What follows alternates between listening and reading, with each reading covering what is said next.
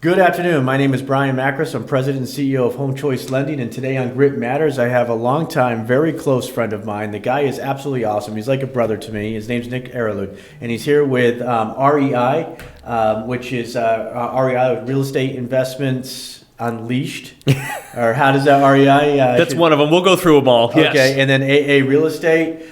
He's a house flipper. He's a rehabber. He's got hard money connections. He's got his hand in a little bit of everything. So Nick, as a good personal friend of mine, thank you for coming on the show today. I appreciate it. Brian, thanks for having me, man. I'm super honored. This is cool. Yeah. So tell the people out there. Tell us a little bit about who you are and how you got to where you are. I mean, you're crushing it. You're killing it. Thanks. We're on our journey, man. Yeah, we are.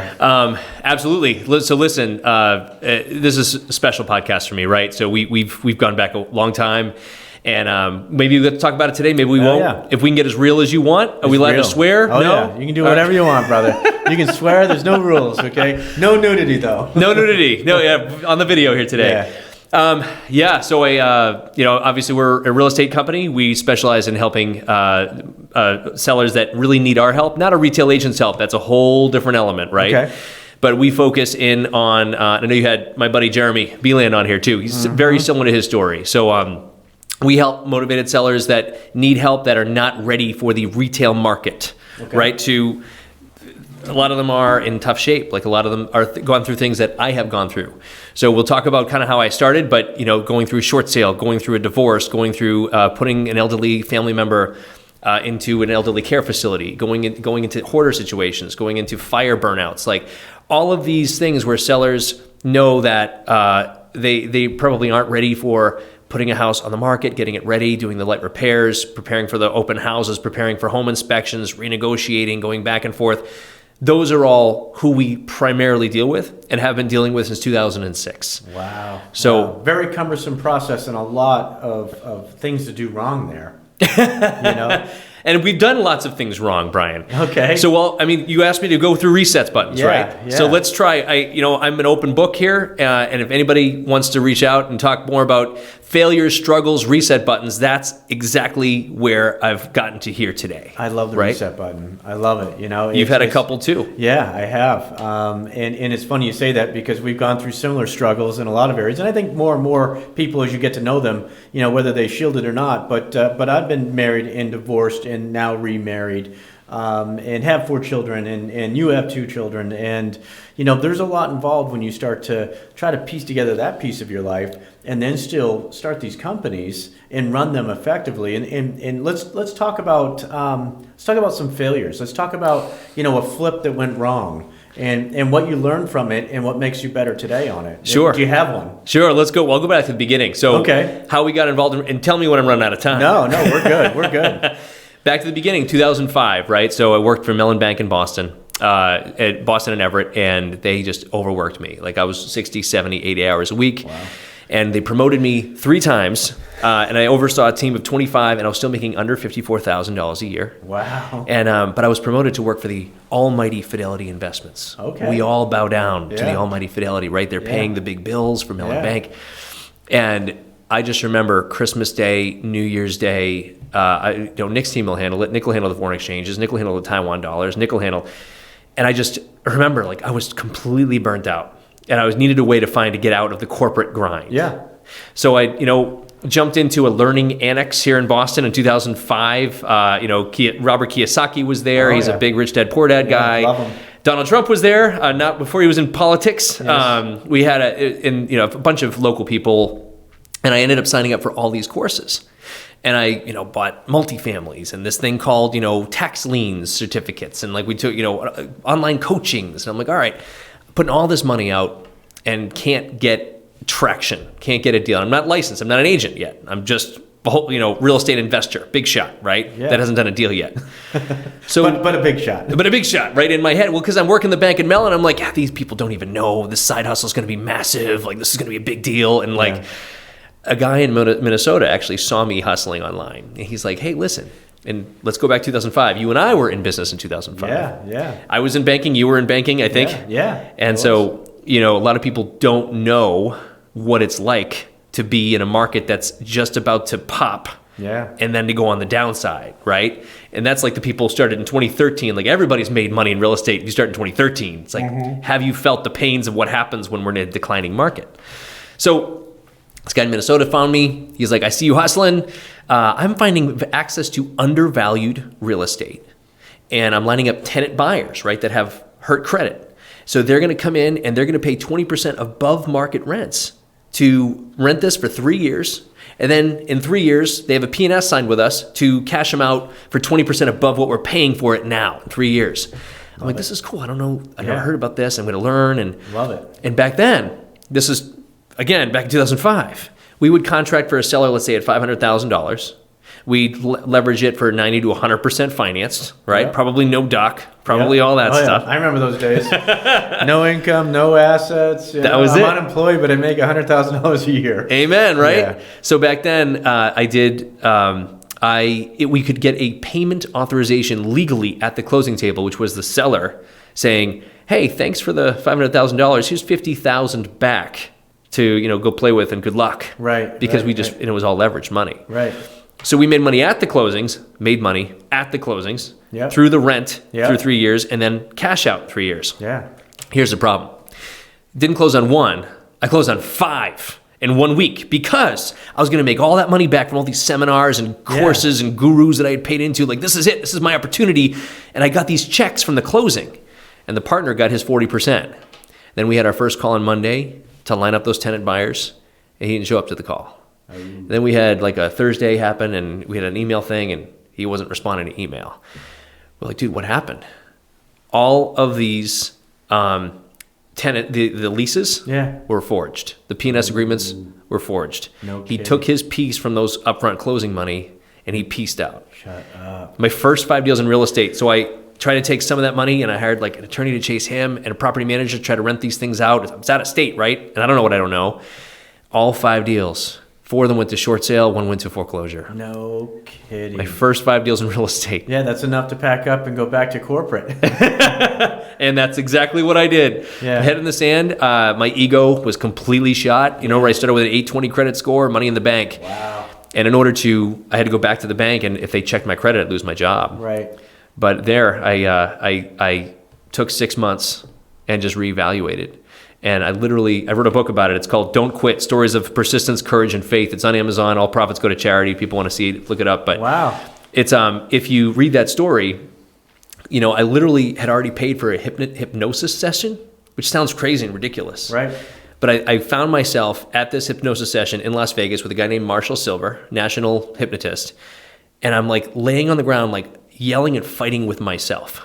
Like saying, that guy ruined my life. Yeah. That guy was I'm reset. Like there's nothing left for me. I'm in my, mid-20s and I have nothing. I'm like, then another one's like, is this his fault or is this fucking your fault? Right? Like whose fault is this? And then if that is the case, you're in your mid-20s, what are you going to do about it? Like get up. Yeah. And that literally hypnosis session, I still don't know if I can be hypnotized, but I was fighting with myself. Yeah. That one session led me to finally understand taking ownership, personal responsibility, making sure that I knew that every single move I made was my move. Interesting. And how do you get back from that? Honorable. I mean, you just dragged yourself. You put one leg on at a time, tie your shoes, and go back to work. It was. I mean, not quite that easy, but that struggle's real. Yes. I mean, for so many people out there, failure. Angela Duckworth. That's how Grit Matters came together. Grit Matters. Angela Duckworth, for those of you who don't know who she is, she did her thesis on trying to define success. And her 10-minute TED Talk was talking about the one thing that she found that determined the difference between success and failure. And it didn't matter if you had gone to Harvard Law, or if you'd gone to Dartmouth or Princeton or an Ivy League school, or if you were a tradesman, or if you were a garbage or like rich dad, poor dad, literally lived well below his means and kept every piece of real estate he ever bought for his entire life. She came out and came up with one thing. It had nothing to do with any of that. It had one thing, and the word that she uses is grit. The ability to fail and get back up and do it again. And that's grit. That's what this show's about.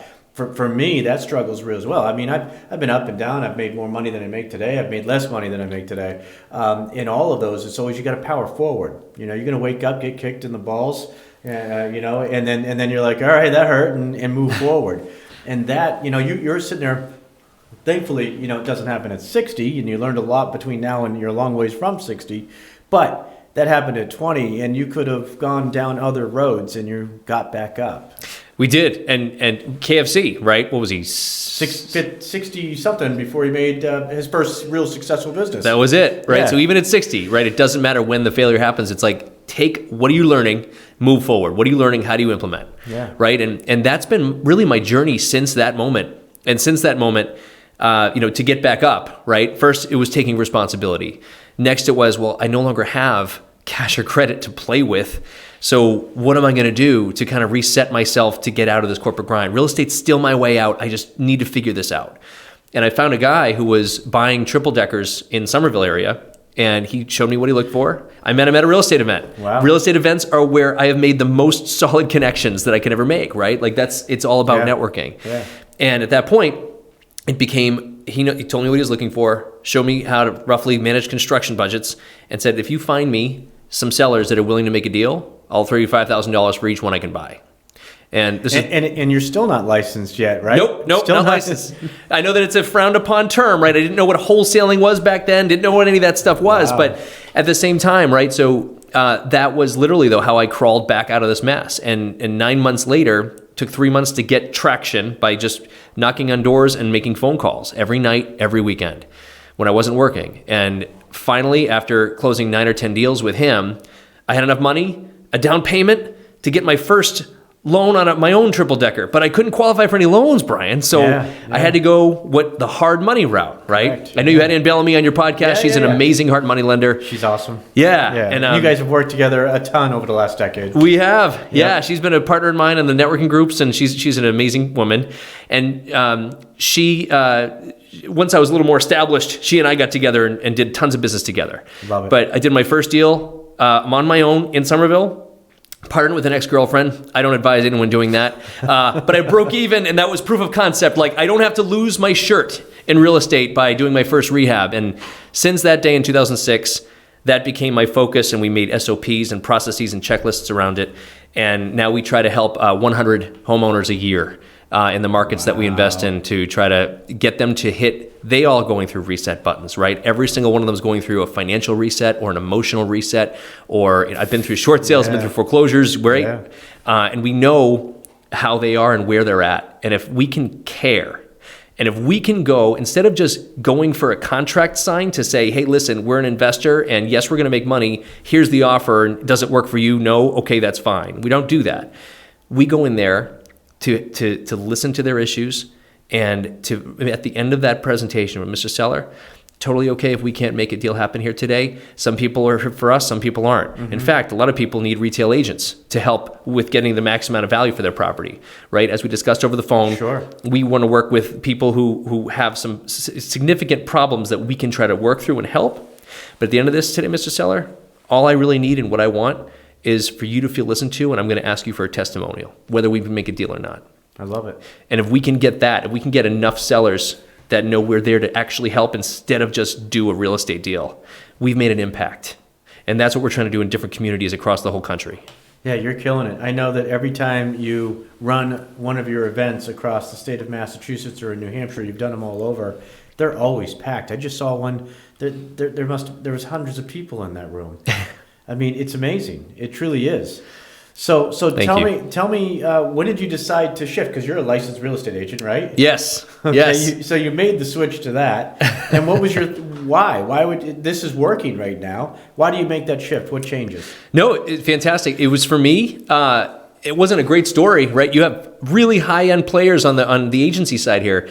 I just literally one day I was bugging the crap out of my real estate agent for comps because I was trying to buy 2 or 3 rehabs at a time. This is in the Chelmsford area. Yep. And I remember I just felt bad for this poor lady that I was like, hey, I need comps. Hey, I need this. Hey, I need that. And I was just like, this is not fair to her or anybody. She's supposed to be servicing her business and yours now too. Yeah. So enough. I'm like, you know what? I want to even no matter what, I wanted to look at my comps. I wanted to know exactly what the value of those homes would be to help me service, our people the best way possible. So I got licensed with, first one was Century 21 in Chelmsford. Now it's ERA. It's ERA, yeah. Yep. I mean, I remember Century 21. Indeed. Yeah. They're still around, but, there's now some more modern brokerages, but it's all good. Yep. But anyway, so got licensed, and I spent 3 years with an amazing group of agents around me, and the broker was Andy Wilson, great guy, and he gave me one of my quotes that's still on my wall today. It said, "Don't let perfect get in the way of better."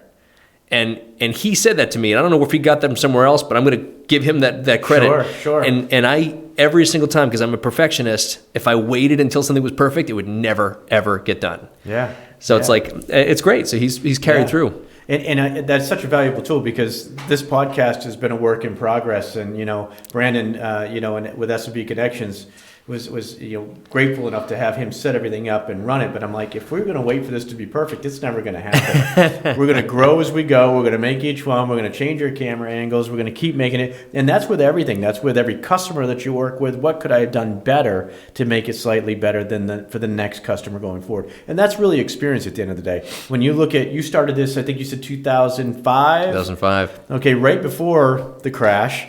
And you had a rough road there with basically getting scammed almost. Yeah. So I don't know. Did they ever catch the guy? No, I don't think they ever caught the guy. But in 2004, I wasn't financeable until 2014 from when that all hit my credit report. 9 years later. 9 years later. So but in that time, I had to play, right, the hard money, private money game. How do I reach out and really perfect our marketing strategies to provide the most amount of value to my audience, right, to my people? Yeah. And that did align a lot with real estate agents, because everything that we do, most of it doesn't work for us. So we have to partner with really solid agents so that they can help then provide that value to that seller to get the maximum retail value they can possibly get. Wow. So what is something different that you're going to do with a customer when you keep saying, well, like a regular retail agent? How is that really, what's the real difference there? You mentioned Jeremy earlier, and I got a lot of his stories, so I can see, but how is yours different? You said it's similar. So what is something that you can say would be useful or helpful?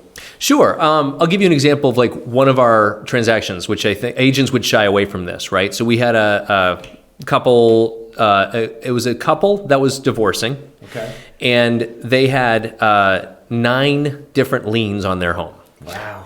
And it's, it was it was a short sale, but not yet. We was right on that line. And not only that, because of the divorcing, right, we had to kind of work really hand in hand with both of those attorneys, because they didn't want to talk to each other. Sure. And the whole point is, when you talk to a seller, you have to know what their hot points are. And having gone through 2 divorces, 2 learning experiences myself, I know that, number one is, at that point, you don't really want to talk to your spouse at that point. No. You can relate with that, Brian. Right, I can. But, I don't want to talk to her now. My ex-spouse. So not just then, but even now. Right. Hopefully it'll all smooth over for all of us in a while. But it's at the time like, okay, so what's most important to them? Number one, I don't want to have any contact with my spouse. I don't want to talk to the attorneys, and I just want all of this behind me. Got it. Number two, I don't care what you have to do. I just don't want to be inconvenienced when it's time to, sell the home. Like, I still want to live here for free, right? They're not paying on any of their mortgages. Right. As long as I can to screw the other person out of more money, right? And it's regardless of what it is, you kind of have to meet people where they are emotionally and on the financial side. So for us, it became a matter of, let's get them all. One of them needed a divorce attorney. So we're just like, listen, let's get you to some of our team members that can help you. We can provide some valuations, and you'll have an offer in hand that you can use to help negotiate between the two of you, or go to a court, or whatever you need to do.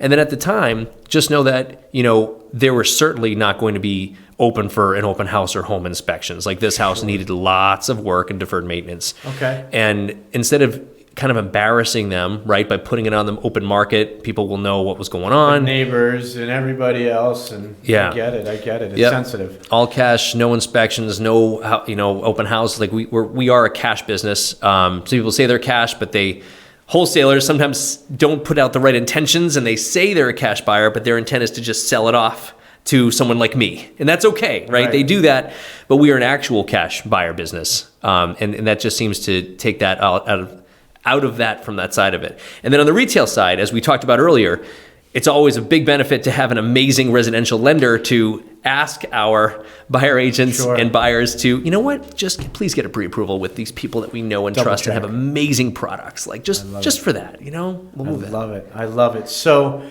I can see that's getting them so they can close that chapter in their life and try to take all of the stress and craziness and just kind of put it in a box and slide it across the table and say, we're going to leave it over there for right now. And you guys handle all those extra moving parts. And we'll help them relocate. We'll help them with moving expenses. Sometimes we physically have to help them move, right? We do that too. Like, these are all the extras that an investment company should be doing. Because at the end of the day, do they feel listened to? And did we take all of their problems into account? Like right now, one of our biggest problems is, I know I can sell my house and get tons of money, but where am I going to go? Correct. Right? Where am I going to go? So it's on us. Like, if we can solve that problem, then maybe we can help get them to have another reset and solve their financial problems as well. So that's awesome, Nick. So, all right, so you got that little piece going, that rehab piece going. What was next for you? What was kind of that next thing that you're like, all right, we can grow from here? What'd you guys do? Sure. Yeah. So the rehab business, right? The rehabbing and flipping homes is transactional, right? So similar to what real estate agents do, what loan officers do, like it's a transactional business. For me, I knew that my next step would be to have to grow wealth, like to actually build wealth and accumulate assets that would pay money. So for me, it was rentals. Love rental income, passive income. Oh my! Well, they say it's passive. Yes. Okay. Make money while you sleep. Make money while you sleep. There's ways to do it, and I had to learn through those challenges, right? Right. So because I wasn't financeable in 2009, I had to come up with a different strategy. So 2009, what I would do is 4 projects here locally in the Boston market and Southern New Hampshire, and I would say, okay, I'm going to take some of this money and go and buy a rental. But I couldn't buy it in Master New Hampshire because of the pricing, and I couldn't get any long-term financing. Right. So I had to take that and go to a market. It became Western Pennsylvania. It was a little north of Pittsburgh, where we could buy. I found out a couple of friends locally in Beverly, Narek and Linda introduced me to this Newcastle, Pennsylvania market, which you could buy at the time. You could be all in on these homes for about $30,000. You could buy for $15,000, go in for $15,000, and then rent them for $500-$600 a month. Wow. It was cool. Wow. So we started taking. This is 2009-ish? This is 2009-ish, yes. Okay. So not forever ago. I mean, that's not that long ago. No, it's not. Yeah. It's not.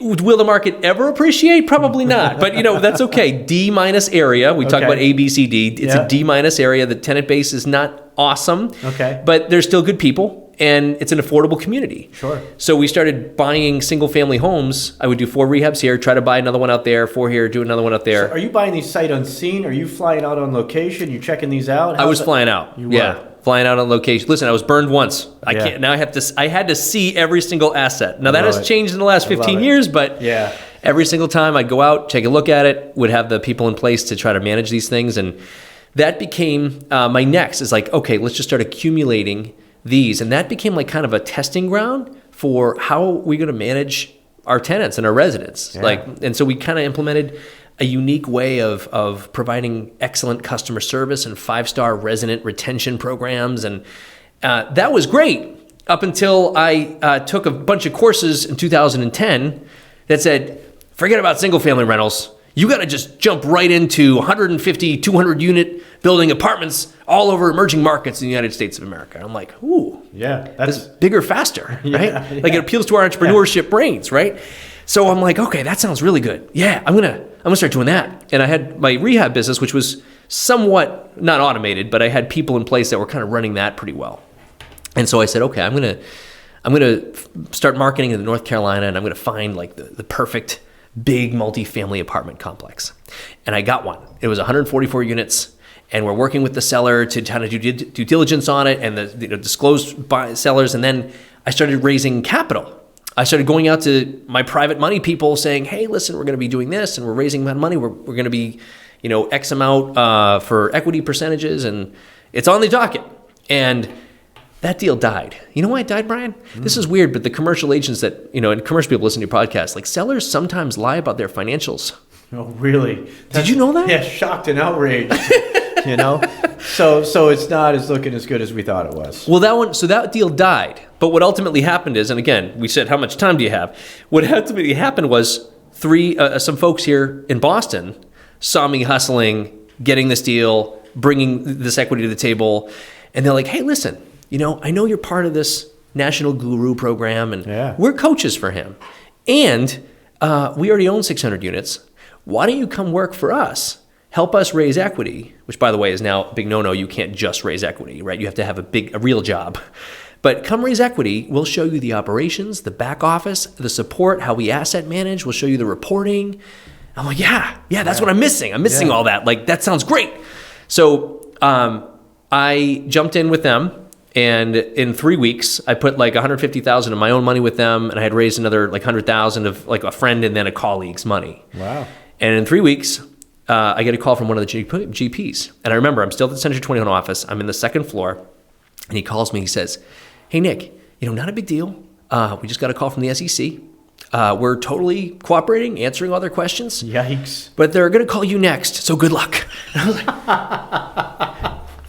Once again, I'm in my late 20s. I know. I'm in my late 20s now. And I'm like, what is this? I'm not even qualified to talk to these people. So they call me. And for 3 hours, I'm still in this.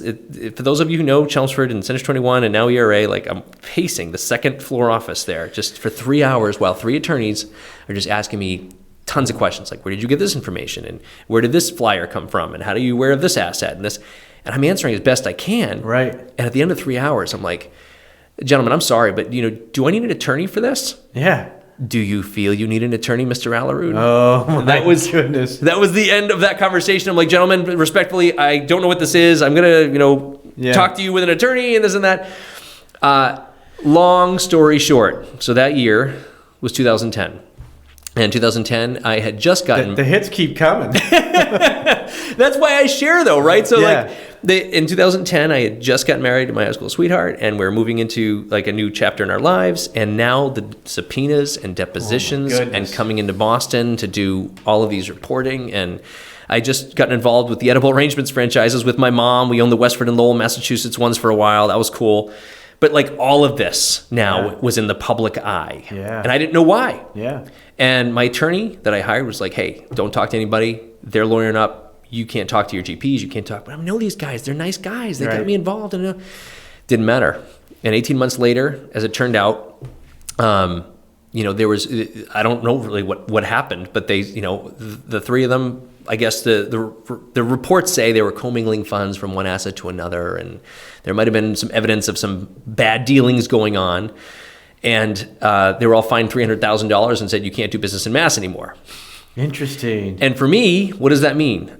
All the LP money that I put in and that I raised went to zero. Oh, my goodness. So you as an investor also lost. I did, but I was more concerned, right, with the other money that I had raised, friends and family, that I was just like, guys, I don't know, I'm going to make this right with you. And it took me, a year and a half, but I made it right with those people. Wow. But that's what I call my brush with the SEC. And what that did, Brian, right, is all of these lessons and these hits. Yeah. Again, I took probably a solid 3 or 4 months. And because I wasn't present with my new wife, guess what happened to that marriage? Yeah, I can only imagine. I know what happens. So 6 months later, that was one of the worst years that you don't want to ever have happen again. Yeah. At the same time, right, what did we learn from that experience? And for me, it was, okay, even if the shit hits the fan, I need to know, with me and my team, what do we need to do to turn around an asset, whether it's 20 units, 150 units, a 300-unit apartment community. What is it that residents want? What amenities can we put in? But also, if things are wrong, if there's a fire, if there's a pandemic, if there's what can we do to make sure that our asset is protected, and if we're raising money, I need to be in control to know that everyone's money is safe. Yeah. And I need to be in charge to know that I can make the residents feel cared for, right? It's, at the end of the day, impact and expansion. And if it's not just a deal, it's not just returns, it's like, what can we do to leave that impact in the community? And that's what that thing taught me, is like control issues, figured it out, systemized and proceduralized all of our property management checklists and procedures and SOPs so this would never happen again. And that became Peak Performance Property Management, which we started in 2019. No kidding. So I mean, that's just scary time. I mean, you've got two downs at this point, two major speed bumps that obviously you're in the clear and everything worked out. And it said it took you a year and a half to make your friends and family whole as well, which I think is very honorable. I think it's also the right thing to do. So congratulations on that. But I mean, people quit at that point. They're In like, too deep now. Yeah, I don't think self-employment is my way. And that goes back to Angela Duckworth and grit, okay? Because you continue to still make progress, even though that road was extremely bumpy, and you continue to move forward. It is. So let's talk about where you are now, or that next chapter. Sure, next chapter. So that became multifamily 2014, right? It became financeable again, and now having gone through a down market, now having faced with the challenges that I had faced, I knew more that I wasn't as afraid, and I also knew I'd hit the bumps. So, okay. Learned a lot. Learned an awful lot. Yeah. And I did have the most recent challenge I had, which was one of my the biggest challenge, which fine sharing, was actually my second divorce. Yeah. Which became, you have your real estate, your business game down. You have, like at this point, this is in 2016 to 2019, like how to make money, how to leave an impact on the communities, how to provide value. But all of that said, when your entire well-being is called into question, when all of a sudden you don't know if you're going to see your kids again, when all of a sudden you are left homeless because you're asked to leave the marital home that you built for your family. Yeah.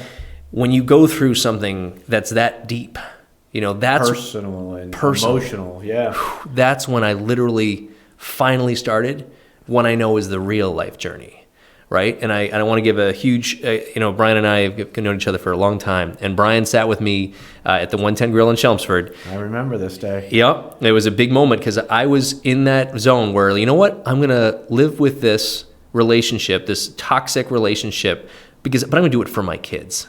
Because if they see us break up, that's going to really mess them up. I'm going to just sit here and be okay with this for the next 20 years until they're out of school, and then I'll deal with my life. And I'm okay if I'm unhappy because the kids are okay. Right. And Brian, you were just going through a similar challenge, and you said, you know what? What is that teaching your kids, number one? Is that going to teach them to then put up with their shit and not be happy their entire lives? Right. And also, right, like what is the lesson you want to teach them? And also, you got to have your influence on them, like yours. Don't let it go. Like, don't let her take what is, rightfully an influence, right? Like, I think I remember that conversation. I remember having a beer with you. I remember sitting at the bar there. And yeah, I mean, that's a really tough time. And I was, a little ahead of you through that process. And I'm like, listen, you want your kids to know, hey, this is how dad handled this. Dad, took the high road as high as he possibly could, even in the down days. And some days it wasn't as high as other days, but you always strive to be on that high road. And it's tough. And even though the story might be told differently on the other side. Absolutely. Okay. Yep. You can still feel good on yourself, and you can still be that example for your children, because relationships are tough, and they're going to run into that challenge at some point in their life, and it's okay. It's okay that hey, listen, we don't all stay in love with the same person our entire life. People change over time. Medical issues happen. Bipolar happens. All kinds of things happen. Yes. And those are real life scenarios. And whether they're good, bad, or indifferent, every relationship's different. And everyone's so accustomed to seeing the top 1% highlight reel on social media these days.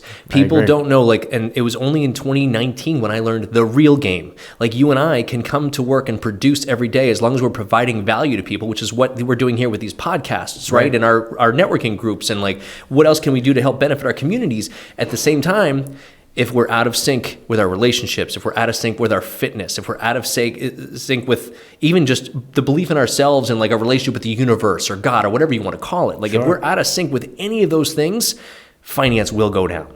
And it's the real game is what I've learned, right? Is how do you set yourself up in the mornings where you're leaving the impact, and you're also pouring into the people you love, and you're also taking care of everyone around you, including your internal teams, including your clients, your customers. Like, what is the ultimate, right, routine and habits that you can get into where no matter what, that day I made a difference. Even if it was a bad day. Right. That day, right. I made an absolute difference. And that's the journey, that's the path. And if you can learn to love that game, you win anyway. I think you are winning. I think you're doing a great job. I can tell you this, you're so passionate about what you do, and that passion comes from a different angle. It's different when you've gone through the challenges and the peaks and then the valleys and how deep the valleys get. And that's where, you really start to come to work with a different passion. I come to work with passion, and then I'm always like we had that event not that long ago. It was actually at the 110 Grill. It was, yeah. We had with my team, yeah, 35 to ish people there, and it's incredible to see what you've built with the struggles. I mean, listen, if the SEC shows up and knocks on my door, I'm scared, and you came out clean and you move forward, and divorce can be time. It can be a hard time on everybody. It's a hard time on the children, but they'll survive. I'm impressed with that journey and the game that you're in and that you strive. I can see that you're constantly trying to move forward, and I think it's freaking awesome, man. Thanks, brother. I totally do. So you get through that, okay? We sat on that bar stool, and we talked about life. We talked about role model. We talked about showing our kids. Then the next chapter. Yeah. When you told me to fight. Yeah. And fight I did. So the next 3 years became, I went through a battle. Yeah. I went through a battle, and it was not pleasant, right? I had to learn how to locate housing and pay for, 2 homes at once, one that I had built. And I had to learn to... Ultimately, I had with all the stress of that, not knowing it, I used to have a whole model, right? Like, you are as successful as you can learn to embrace stress. And I would live by that. I loved it. Yeah. And whatever we can do. So after all of my struggles, I'm like, yeah, bring it on. What lessons can I learn? And my journey became, how can I shrink that time of reset? So instead of being 6 months with my head in the sand, instead of being then 1 month with my head in the sand, instead of being even a day and saying, you know what, shit, that happened. Today sucks. I'm just going to go to bed. Can I shrink that to a minute and be like, what's my learning experience? Okay, go. And what happened was, that was a very helpful journey, but at the same time, a lot of that was taking a toll physically that I couldn't see.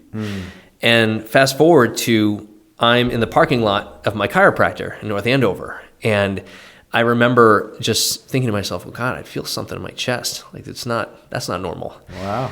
And you're young and healthy and fit. Young and healthy and fit, working out, 6 days a week and chiropractor and all that. And, but, I think a lot of people through COVID just had lots of different shit happen, in their brain and with their no social aspects and everything. And with me going through this battle that I went through, every single 2 weeks and having court orders and people making things up, and it doesn't matter.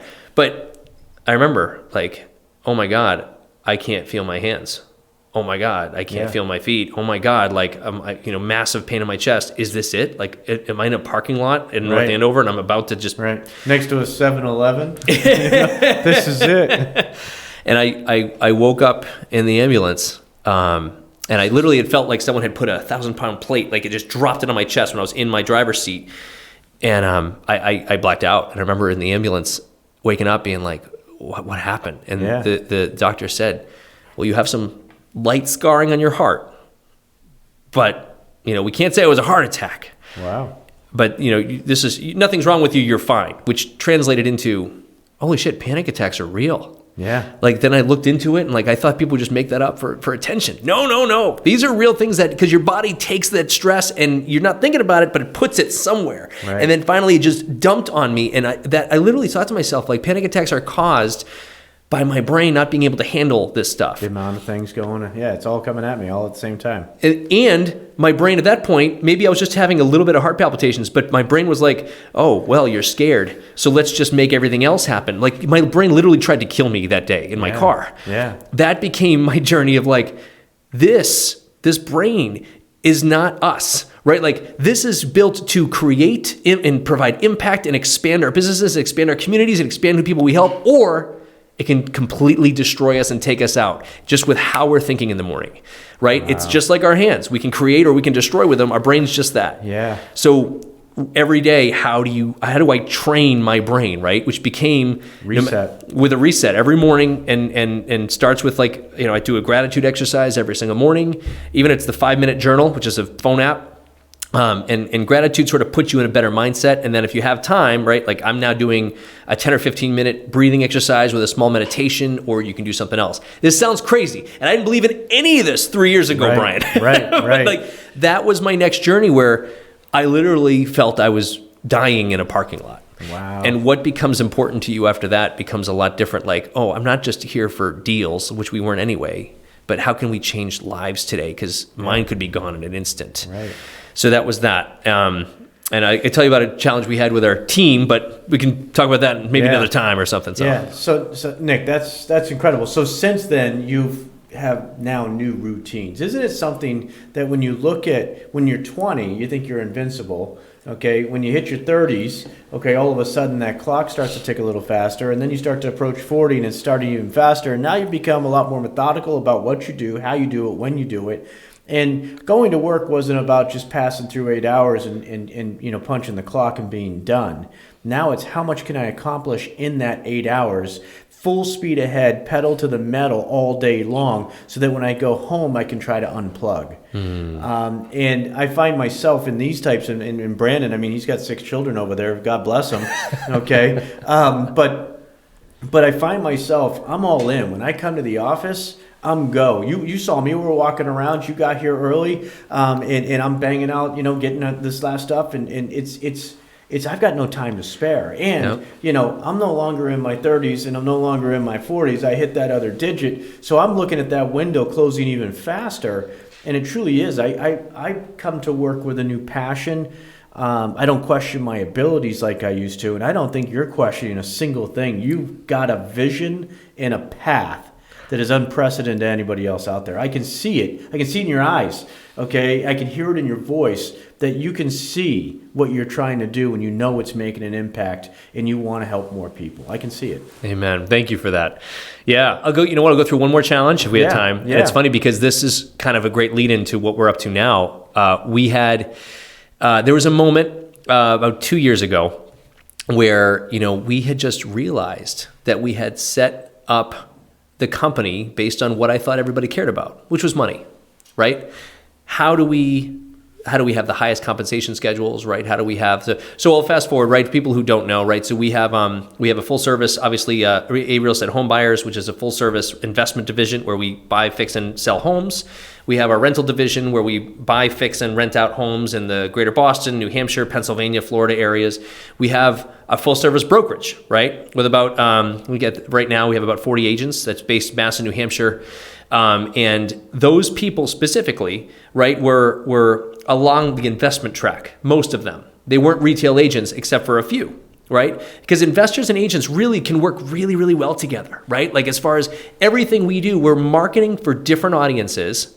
And yet what we're marketing for, if they can't use our services, they have to go to a retail agent. Right. So it just made total sense to partner with other agents in different brokerages and have our own. And so all that to say, we had accustomed and set up all of our systems where we had the highest comp models and the highest this, and it's all about money. And what happened was people started to come to the table with like, well, it's okay. How do I make the most amount of money this week? Not necessarily help the most amount of people, but how can I make the most amount of money? And by the way, can I have checks early? Can I do this and that? Can I have advances and this? Yeah.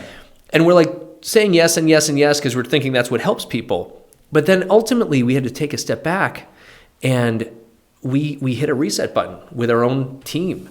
2 years ago, my COO and right hand Matt, we sat each other down. We're like, you know what? This isn't right. Like, let's just try to start over.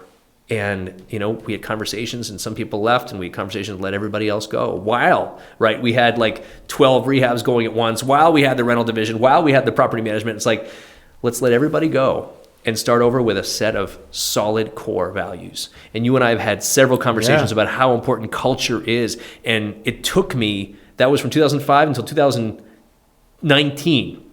It took me 14 years to figure out that it's all about culture before you can scale, right? And so we hired all new people that believed in our core values, right? Which is very similar to yours, right? So we have everything's based in give first and service, integrity, teamwork, impact, and expansion. Those were our 5 core values. And because of those 5 core values, every day is what we're doing here impacting people. And are we expanding? And not expanding in a business sense. That's part of it. It's expanding up here, right? Yeah.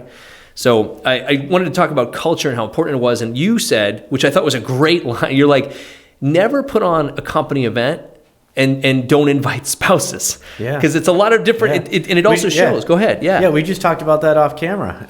And it's interesting because I truly believe that this is more than just going to work, okay? We want your spouse there. We want your spouse, whether it's the husband or the wife, to be part of this team.